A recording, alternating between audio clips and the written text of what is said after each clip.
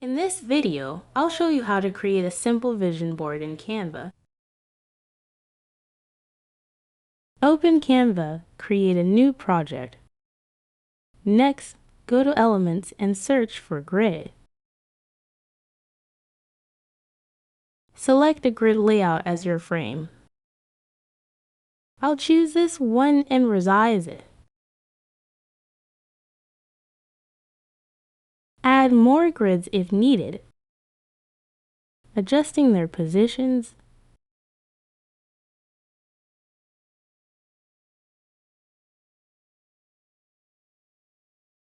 Now, add images. Click Uploads, then upload files to add your own photos. Then drag your image into a grid frame. Repeat for all frames.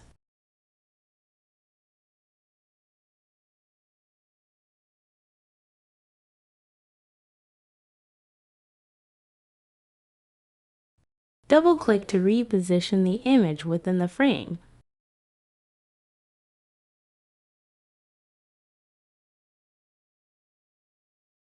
Next, go to the text, add a heading.